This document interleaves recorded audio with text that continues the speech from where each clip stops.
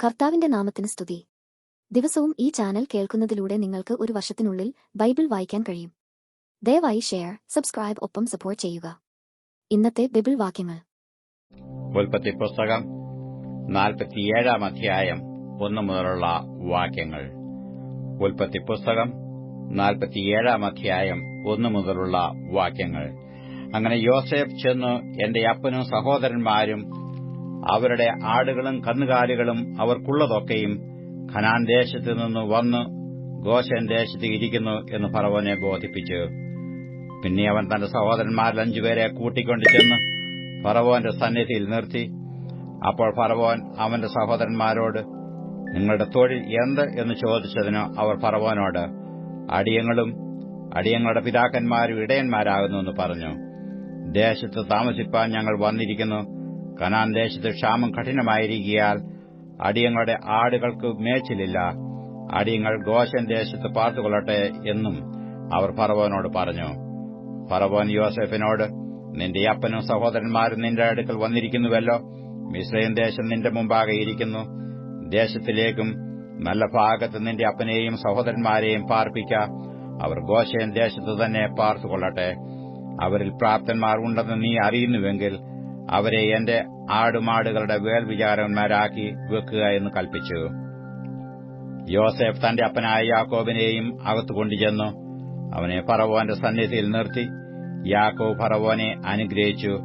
ഫറവോൻ യാക്കോബിനോട് എത്ര വയസ്സായി എന്ന് ചോദിച്ചു. യാക്കോബ് ഫറവോനോട്, എന്റെ പരദേശ പ്രയാണത്തിന്റെ കാലം 130 സംവത്സരമായിരിക്കുന്നു. എന്റെ ആയുഷ്കാലം ചുരുക്കവും കഷ്ടമുള്ളതുമത്രേ. എന്റെ പിതാക്കന്മാരുടെ പരദേശ പ്രയാണമായ ആയുഷ്കാലത്തോളം എത്തിയിട്ടുമില്ല എന്ന് പറഞ്ഞു. യാക്കോബ് ഫറവോനെ പിന്നെയും അനുഗ്രഹിച്ചു. ഫറവോന്റെ സന്നിധിയിൽ നിന്ന് പോയി. അനന്തരം യോസേഫ് തന്റെ അപ്പനായ സഹോദരന്മാരെയും കുടിപാർപ്പിച്ചു. ഫറവോൻ കൽപ്പിച്ചതുപോലെ അവർക്ക് മിസ്രയീം ദേശത്തിലേക്കും നല്ല ഭാഗമായ രമസേസ് ദേശത്ത് അവകാശവും കൊടുത്തു. യോസേഫ് തന്റെ അപ്പനെയും സഹോദരന്മാരെയും അപ്പന്റെ കുടുംബത്തെയും ഒക്കെയും കുഞ്ഞുകുട്ടികളുടെ എണ്ണത്തിന് ഒത്തവണ്ണം ആഹാരം കൊടുത്തു രക്ഷിച്ചു. എന്നാൽ ക്ഷാമം ഏറ്റവും കഠിനമായിരുന്നതുകൊണ്ട് ദേശത്തെങ്ങും ആഹാരമില്ലാതെയായി. മിസ്രയീം ദേശവും കനാൻ ദേശവും ക്ഷാമം കൊണ്ട് വലഞ്ഞു. ജനങ്ങൾ വാങ്ങിയ ധാന്യത്തിനു വിലയായി. യോസേഫ് മിസ്രയീം ദേശത്തും കനാൻ ദേശത്തുമുള്ള പണമൊക്കെയും ശേഖരിച്ചു.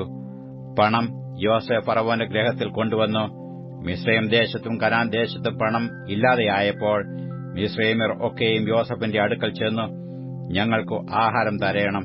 ഞങ്ങൾ നിന്റെ മുമ്പിൽ കിടന്ന് മരിക്കുന്നതെന്തിന്? പണം തീർന്നുപോയി എന്ന് പറഞ്ഞു. അതിന് യോസേഫ്, നിങ്ങളുടെ ആടുമാടുകളെ തരുവീൻ. പണം തീർന്നുപോയെങ്കിൽ നിങ്ങളുടെ ആടുമാടുകളെ വിലയായി വാങ്ങി ഞാൻ തരാം എന്ന് പറഞ്ഞു. അങ്ങനെ അവർ തങ്ങളുടെ കന്നുകാലികളെ യോസേഫിന്റെ അടുക്കൽ കൊണ്ടുവന്നു. കുതിര, ആട്, കന്നുകാലി, കഴുത എന്നിവയെ യോസേഫ് വിലയായി വാങ്ങി അവർക്ക് ആഹാരം കൊടുത്തു. ആയാണ്ട് അവരുടെ കന്നുകാലികളെയെല്ലാം വാങ്ങി ആഹാരം കൊടുത്തു അവരെ രക്ഷിച്ചു. ആ ആണ്ട് കഴിഞ്ഞു. പിറ്റേ ആണ്ടിൽ അവർ അവന്റെ അടുക്കൽ ചെന്നു അവനോട് പറഞ്ഞത്, ഞങ്ങളുടെ പണം ചെലവായി. മൃഗക്കൂട്ടങ്ങളും യജമാനു ചേർന്നു.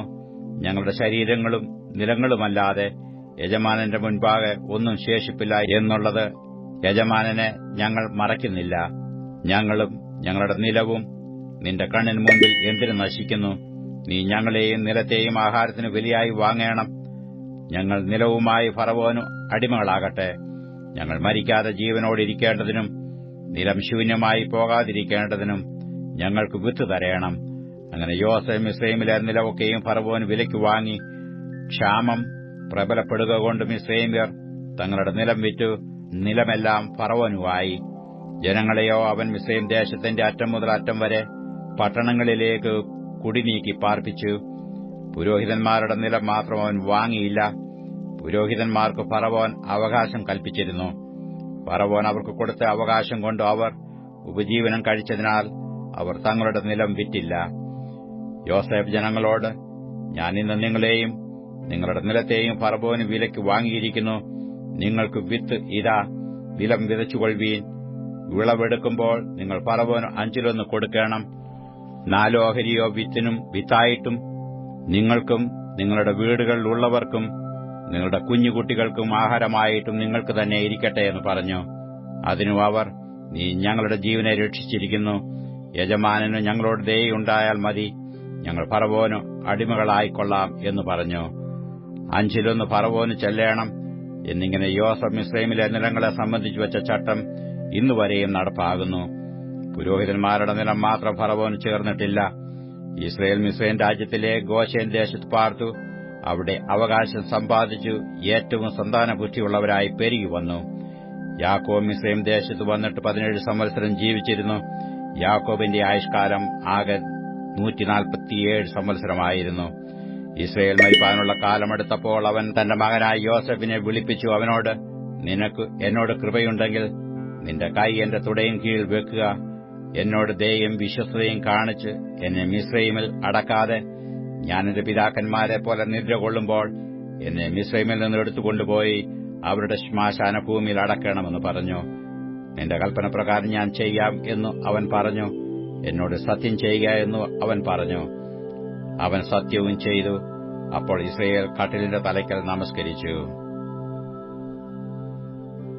ഉൽപ്പത്തി പുസ്തകം 48 അധ്യായം 1 മുതലുള്ള വാക്യങ്ങൾ. ഉൽപ്പത്തി പുസ്തകം 48 അധ്യായം 1 മുതലുള്ള വാക്യങ്ങൾ.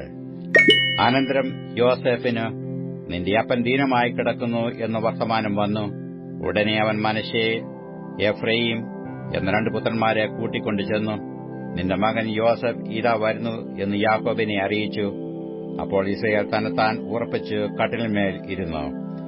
യാക്കോബ് യോസഫിനോട് പറഞ്ഞത്, സർവശക്തിയുള്ള ദൈവം കനാൻ ദേശത്തിലെ ലൂസിൽ വെച്ച് എനിക്ക് പ്രത്യക്ഷനായി എന്നെ അനുഗ്രഹിച്ചു. എന്നോട്, ഞാൻ നിന്നെ സന്താനപുഷ്ടിയുള്ളവനാക്കി പെരുക്കി നിന്നെ ജനസമൂഹമാക്കുകയും നിന്റെ ശേഷം നിന്റെ സന്തതിക്ക് ഈ ദേശം ശാശ്വതാവകാശമായി കൊടുക്കുകയും ചെയ്യും എന്ന് അരുളിച്ചെയ്തു. മിസ്രയീമിൽ നിന്റെ അടുക്കൽ ഞാൻ വരും മുമ്പേ നിനക്ക് മിസ്രയീം ദേശത്ത് വെച്ച് ജനിച്ച 2 പുത്രന്മാരായ മനശ്ശെയും എഫ്രയീം എനിക്കുള്ളവരായിരിക്കട്ടെ. രൂബേനും ശിമെയോനും എന്ന പോലെ അവർ എനിക്കുള്ളവരായിരിക്കട്ടെ. ഇവരുടെ ശേഷം നിനക്ക് ജനിക്കുന്ന സന്തതിയോ നിനക്കുള്ളവരായിരിക്കട്ടെ. അവർ തങ്ങളുടെ അവകാശത്തിൽ തങ്ങളുടെ സഹോദരന്മാരുടെ പേരും പ്രകാരം വിളിക്കപ്പെടട്ടെ. ഞാൻ പദ്ദനിൽ നിന്ന് വരുമ്പോൾ കനാൻ ദേശത്ത് എഫ്രാത്തിൽ എത്തുവാൻ അല്പം ദൂരം മാത്രമുള്ളപ്പോൾ വഴിയിൽ വെച്ച് റാഹേൽ മരിച്ചു. ഞാൻ അവളെ അവിടെ ബേത്ലഹേം എന്ന എഫ്രാത്തിന് വഴിയരികെ അടക്കം ചെയ്തു. ഇസ്രയേൽ യോസഫിന്റെ പുത്രന്മാരെ കണ്ടപ്പോൾ ഇവർ ആരെന്ന് ചോദിച്ചു. ദൈവം ഇവിടെ എനിക്ക് തന്നിട്ടുള്ള പുത്രന്മാർ എന്ന് യോസഫ് അപ്പനോട് പറഞ്ഞു. അവരെ എന്റെ അടുക്കൽ കൊണ്ടുവരിക, ഞാൻ അവരെ അനുഗ്രഹിക്കും എന്ന് അവൻ പറഞ്ഞു. എന്നാൽ ഇസ്രയേലിന്റെ കണ്ണു വയസ്സുകൊണ്ട് മങ്ങി കാണുവാൻ വഹിയാതിരുന്നു. അവരെ അടുക്കൽ കൊണ്ടുചെന്നപ്പോൾ അവൻ അവരെ ചുംബിച്ചു ആലിംഗനം ചെയ്തു. ഇസ്രയേൽ യോസഫിനോട്, നിന്റെ മുഖം കാണുമെന്ന് ഞാൻ വിചാരിച്ചിരുന്നില്ല. എന്നാൽ നിന്റെ സന്തതിയെയും കാണുവാൻ ദൈവം എനിക്ക് സംഗതി വരുത്തിയല്ലോ എന്ന് പറഞ്ഞു. യോസഫ് അവരെ അവന്റെ മുഴങ്കാലുകൾക്കിടയിൽ നിന്ന് മാറ്റി സാഷ്ടാംഗം നമസ്കരിച്ചു. പിന്നെ യോസഫ് എഫ്രയീമിനെ വലം കൈകൊണ്ട് പിടിച്ച് ഇസ്രയേലിന്റെ ഇടം കൈക്ക് നേരെയും മനശ്ശെയെ ഇടം കൈകൊണ്ട് പിടിച്ച് ഇസ്രയേലിന്റെ വലം കൈക്ക് നേരെയുമായി ഇങ്ങനെ 2 പേരെയും അവന്റെ അടുക്കൽ കൊണ്ടുചെന്നു. ഇസ്രയേൽ വലം കൈ നീട്ടി ഇളയവനായ എഫ്രയീമിന്റെ തലയിലും ഇടം കൈ മൂത്തവനായ മനശ്ശെയുടെ തലയിലുമായി അങ്ങനെ തന്റെ കൈകളെ പിണച്ചുവെച്ചു. പിന്നെ അവൻ യോസഫിനെ അനുഗ്രഹിച്ചു.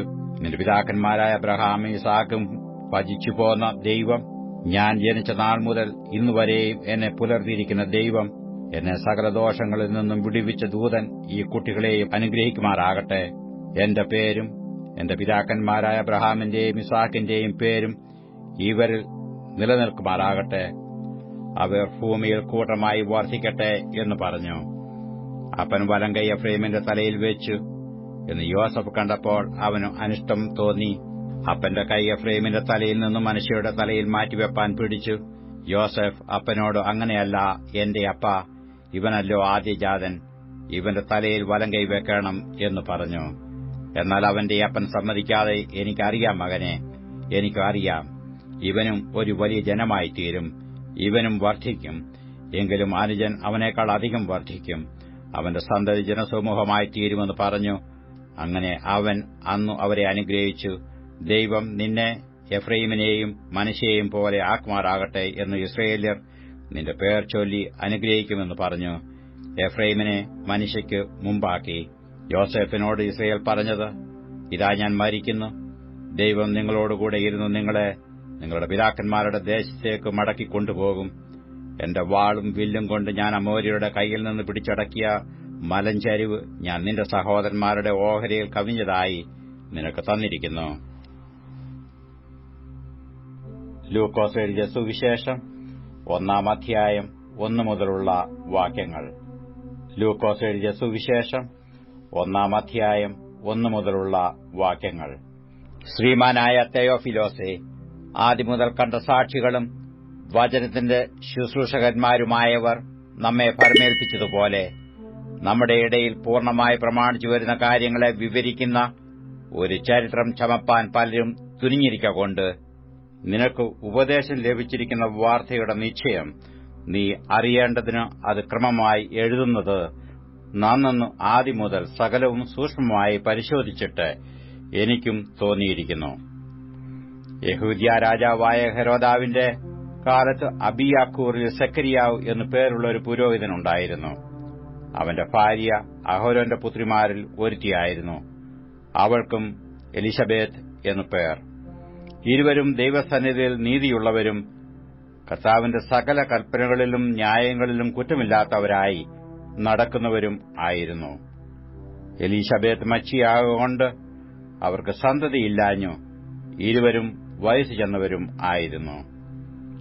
അവൻ കൂറിന്റെ ക്രമപ്രകാരം ദൈവസന്നിധിയിൽ പുരോഹിതനായി ശുശ്രൂഷ ചെയ്തു വരുമ്പോൾ പൌരോഹിത്യ മര്യാദ പ്രകാരം കർത്താവിന്റെ മന്ദിരത്തിൽ ചെന്ന് ധൂപം കാട്ടുവാൻ അവന് നറുക്കുവന്നു. ധൂപം കാട്ടുന്ന നാഴികയിൽ ജനസമൂഹം ഒക്കെയും പുറത്ത് പ്രാർത്ഥിച്ചുകൊണ്ടിരുന്നു. അപ്പോൾ കർത്താവിന്റെ ദൂതൻ ധൂപപീഠത്തിന്റെ വലത്തുഭാഗത്ത് നിൽക്കുന്നവനായിട്ട് അവന് പ്രത്യക്ഷനായി. സെക്കരിയാവ് അവനെ കണ്ട് ഭ്രമിച്ചു ഭയപരവശനായി. ദൂതൻ അവനോട് പറഞ്ഞത്, സെക്കരിയാവെ, ഭയപ്പെടേണ്ട. നിന്റെ പ്രാർത്ഥനയ്ക്ക് ഉത്തരമായി നിന്റെ ഭാര്യ എലിശബേത്ത് നിനക്കൊരു മകനെ പ്രസവിക്കും. അവന് യോഹന്നാൻ എന്നു പേരിടേണം. നിനക്ക് സന്തോഷവും ഉല്ലാസവും ഉണ്ടാകും. അവന്റെ ജനനത്തിങ്കൽ പലരും സന്തോഷിക്കും. അവൻ കർത്താവിന്റെ സന്നിധിയിൽ വലിയവനാകും. വീഞ്ഞും മദ്യവും കുടിക്കുകയില്ല. അമ്മയുടെ ഗർഭത്തിൽ വെച്ച് തന്നെ പരിശുദ്ധാത്മാവ് കൊണ്ട് നിറയും. അവൻ ഇസ്രായേൽ മക്കളിൽ പലരെയും അവരുടെ ദൈവമായ കർത്താവിങ്കിലേക്ക് തിരിച്ചുവരുത്തും. അവൻ അപ്പന്മാരുടെ ഹൃദയങ്ങളെ മക്കളിലേക്കും വഴങ്ങാത്തവരെ നീതിമാന്മാരുടെ ബോധത്തിലേക്കും തിരിച്ചും കൊണ്ട് ഒരുക്കമുള്ള ഒരു ജനത്തെ കർത്താവിനു വേണ്ടി ഒരുക്കുവാൻ അവന് മുമ്പായി ഏലിയാവിന്റെ ആത്മാവോടും ശക്തിയോടും കൂടെ നടക്കും. സെക്കരിയാവ് ദൂതനോട്, ഇത് ഞാൻ എന്തൊന്നിനാൽ അറിയും? ഞാൻ വൃദ്ധനും എന്റെ ഭാര്യ വയസ്സു ചെന്നവളുമല്ലോ എന്ന് പറഞ്ഞു. ദൂതൻ അവനോട്, ഞാൻ ദൈവസന്നിധി നിൽക്കുന്ന ഗബ്രിയേലാകുന്നു. നിന്നോട് സംസാരിപ്പാനും ഈ സദ്വർത്തമാനം നിന്നോട് അറിയിപ്പാനും എന്നെ അയച്ചിരിക്കുന്നു. തക്ക സമയത്ത് നിവൃത്തി വരുവാനുള്ള എന്റെ ഈ വാക്ക് വിശ്വസിക്കായകൊണ്ട് അത് സംഭവിക്കും വരെ നീ സംസാരിപ്പാൻ കഴിയാതെ മൗനമായിരിക്കും എന്ന് ഉത്തരം പറഞ്ഞു. ജനം സെക്കരിയാവിനായി കാത്തിരുന്നു. അവൻ മന്ദിരത്തിൽ താമസിച്ചതിനാൽ ആശ്ചര്യപ്പെട്ടു. അവൻ പുറത്തു വന്നാറെ അവരോട് സംസാരിപ്പാൻ കഴിഞ്ഞില്ല. അതിനാൽ അവൻ മന്ദിരത്തിൽ ഒരു ദർശനം കണ്ടു എന്ന് അവർ അറിഞ്ഞു. അവൻ അവർക്കു ആംഗ്യം കാട്ടി ഊമനായി പാർത്തു. അവന്റെ ശുശ്രൂഷകാലം തികഞ്ഞ ശേഷം അവൻ വീട്ടിലേക്ക് പോയി. ആ നാളുകൾ കഴിഞ്ഞിട്ട് അവന്റെ ഭാര്യ എലിശബേത്ത് ഗർഭം ധരിച്ചു.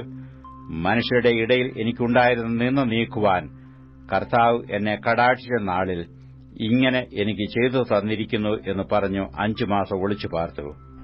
6 മാസത്തിൽ ദൈവം ഗബ്രിയേൽ ദൂതനെ നാസറേത്ത് എന്ന ഗലീല പട്ടണത്തിൽ ദാവീദ് ഗൃഹത്തിലുള്ള യോസഫ് എന്നൊരു പുരുഷന് വിവാഹം നിശ്ചയിച്ചിരുന്ന കന്യകയുടെ അടുക്കൽ അയച്ചു. ആ കന്യകയുടെ പേർ മറിയ എന്ന് ആയിരുന്നു. ദൂതൻ അവളുടെ അടുക്കൽ അകത്തു ചെന്നു, കൃപ ലഭിച്ചവളെ, നിനക്ക് വന്ദനം, കർത്താവ് നിന്നോടുകൂടെയുണ്ട് എന്ന് പറഞ്ഞു. അവൾ ആ വാക്ക് കേട്ട് ഭ്രമിച്ചു, ഇത് എന്തൊരു വന്ദനം എന്ന് വിചാരിച്ചു. ദൂതൻ അവളോട്, മറിയയെ, ഭയപ്പെടേണ്ട, നിനക്ക് ദൈവത്തിന്റെ കൃപ ലഭിച്ചു. നീ ഗർഭം ധരിച്ചു ഒരു മകനെ പ്രസവിക്കും. അവന് യേശു എന്നു പേർ വിളിക്കണം. അവൻ വലിയവനാകും, അത്യുന്നതന്റെ പുത്രൻ എന്ന് വിളിക്കപ്പെടും. കർത്താവായ ദൈവം അവന്റെ പിതാവായ ദാവീദിന്റെ സിംഹാസനം അവന് കൊടുക്കും. അവൻ യാക്കോബ് ഗൃഹത്തിനു എന്നേക്കും രാജാവായിരിക്കും. അവന്റെ രാജ്യത്തിനു അവസാനം ഉണ്ടാകയില്ല എന്ന് പറഞ്ഞു. മറിയ ദൂതനോട്, ഞാൻ പുരുഷനെ അറിയായികയാൽ ഇത് എങ്ങനെ സംഭവിക്കും എന്ന് പറഞ്ഞു. അതിന് ദൂതൻ, പരിശുദ്ധാത്മാവ് നിന്റെ മേൽ വരും, അത്യുന്നതന്റെ ശക്തി നിന്റെ മേൽ നിഴലിടും. ആകയാൽ ഉത്ഭവിക്കുന്ന വിശുദ്ധ പ്രജ ദൈവപുത്രൻ എന്ന് വിളിക്കപ്പെടും. നിന്റെ ചാർച്ചക്കാരത്തി എലിസബേത്തും വാർദ്ധക്യത്തിൽ ഒരു മകനെ ഗർഭം ധരിച്ചിരിക്കുന്നു. മച്ചി എന്ന് പറഞ്ഞു വന്നവൾക്ക് ഇത് 6-ാം മാസം. ദൈവത്തിന് ഒരു കാര്യവും അസാധ്യമല്ലല്ലോ എന്ന് ഉത്തരം പറഞ്ഞു. അതിനു മറിയ, ഇതാ ഞാൻ കർത്താവിന്റെ ദാസി, നിന്റെ വാക്കുപോലെ എനിക്ക് ഭവിക്കട്ടെ എന്ന് പറഞ്ഞു ദൂതൻ അവളെ വിട്ടുപോയി. ആ നാളുകളിൽ മറിയ എഴുന്നേറ്റ് മലനാട്ടിൽ ഒരു യഹൂദ്യ പട്ടണത്തിൽ ബന്ധപ്പെട്ടു ചെന്നു. സെക്കരിയാവിന്റെ വീട്ടിൽ എത്തി എലിസബേത്തിനെ വന്ദിച്ചു. മറിയയുടെ വന്ദനം എലിസബേത്ത് കേട്ടപ്പോൾ പിള്ള അവരുടെ ഗർഭത്തിൽ തുള്ളി. എലിസബേത്ത് പരിശുദ്ധാത്മാവ് നിറഞ്ഞവളായി ഉച്ചത്തിൽ വിളിച്ചു പറഞ്ഞത്, സ്ത്രീകളിൽ നീ അനുഗ്രഹിക്കപ്പെട്ടവൾ, നിന്റെ ഗർഭഫലവും അനുഗ്രഹിക്കപ്പെട്ടത്. എന്റെ കർത്താവിന്റെ മാതാവ് എന്റെ അടുക്കൽ വരുന്ന മാനം എനിക്ക് എവിടെ നിന്നുണ്ടായി? നിന്റെ വന്ദനസ്വരം എന്റെ ചെവിയിൽ വീണപ്പോൾ പിള്ള എന്റെ ഗർഭത്തിൽ ആനന്ദം കൊണ്ട് തുള്ളി. കർത്താവ് തന്നോട് അരുളി ചെയ്തത് നിവൃത്തിയുണ്ടാകും എന്ന് വിശ്വസിച്ചവൾ ഭാഗ്യവതി. അപ്പോൾ മറിയ പറഞ്ഞത്, എന്റെ ഉള്ളം കർത്താവിനെ മഹിമപ്പെടുത്തുന്നു, എന്റെ ആത്മാവ് എന്റെ രക്ഷിതാവായ ദൈവത്തിൽ ഉല്ലസിക്കുന്നു. അവൻ തന്റെ ദാസിയുടെ താഴ്ച കടാക്ഷിച്ചിരിക്കുന്നുവല്ലോ. ഇന്നു മുതൽ എല്ലാ തലമുറകളും എന്നെ ഭാഗ്യവതി എന്നു വാഴ്ത്തും. ശക്തനായവൻ എനിക്ക് വലിയവ ചെയ്തിരിക്കുന്നു, അവന്റെ നാമം പരിശുദ്ധം തന്നെ. അവനെ ഭയപ്പെടുന്നവർക്ക് അവന്റെ കരുണ തലമുറ തലമുറയോളം ഇരിക്കുന്നു.